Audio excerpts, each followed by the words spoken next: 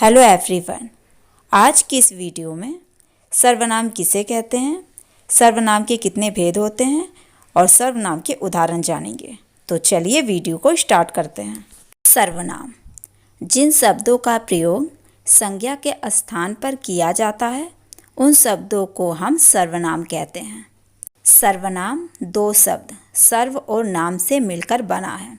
यहाँ पे सर्व का मतलब होता है सब और नाम का मतलब एक संज्ञा है। अगर इसे सही से समझे तो सर्वनाम का मतलब सबका नाम होता है, मतलब कि हम उन सभी शब्दों को सर्वनाम कह सकते हैं जो कि संज्ञा के स्थान पे प्रयुक्त हुए हैं। उदाहरण से समझते हैं। राम ने कहा मैं स्कूल जाता हूँ। इस वाक्य में मैं शब्द का प्रयोग राम संज्ञा के बदले में हुआ है, इसलिए मैं शब्द सर्वनाम है। इसी प्रकार यह, वह, वे, जो, सो, कोई, कौन, क्या आदि सर्वनाम है। अब चलिए जानते हैं सर्वनाम के कितने भेद होते हैं। सर्वनाम के 6 भेद होते हैं। पहला पुरुषवाचक सर्वनाम, दूसरा निजवाचक सर्वनाम, तीसरा निश्चयवाचक सर्वनाम, चौथा अनिश्चयवाचक सर्वनाम, पांचवा संबंधवाचक सर्वनाम, छठा प्रश्नवाचक सर्वनाम। तो पहला है पुरुषवाचक सर्वनाम। इसकी परिभाषा है जो सर्वनाम पुरुष या स्त्री के नाम के बदले आता है उसे पुरुषवाचक सर्वनाम कहते हैं, जैसे मैं, हम, तुम, वह आदि। ये सब सर्वनाम जो हैं वह पुरुष या स्त्री के बदले में आया है, यानी कि जो किसी स्त्री या पुरुष के नाम के बदले में आता है उसे पुरुषवाचक सर्वनाम कहते हैं। दूसरा है निजवाचक सर्वनाम। जिस सर्वनाम का प्रयोग वाक्य के कर्ता के लिए किया जाता है उसे निजवाचक सर्वनाम कहते हैं, जैसे आप। तीसरा है निश्चयवाचक सर्वनाम।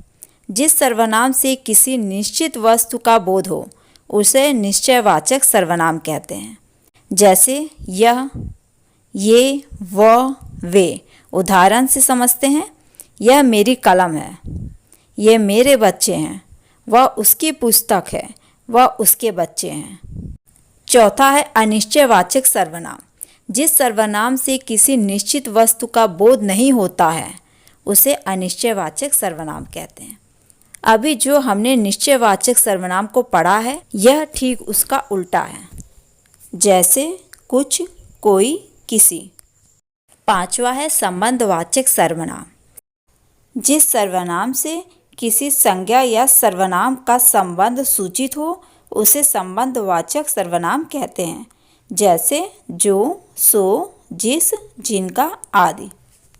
इनसे हमें किसी संज्ञा या सर्वनाम के संबंध के बारे में मालूम पड़ता है। और लास्ट है प्रश्नवाचक सर्वनाम। जिस सर्वनाम से किसी व्यक्ति या वस्तु के विषय में प्रश्न का बोध होता है उसे प्रश्नवाचक सर्वनाम कहते हैं, जैसे कौन, क्या आदि। चलिए इसको उदाहरण से समझते हैं। तुम कौन हो, वो क्या करता है। आई होप आपको इस वीडियो में सर्वनाम की परिभाषा, सर्वनाम के कितने भेद होते हैं और सर्वनाम के उदाहरण समझ में आ गए होंगे। ऐसे ही और इन्फॉर्मेटिव वीडियो को जानने के लिए चैनल को सब्सक्राइब करें और बेल आइकन को प्रेस करें।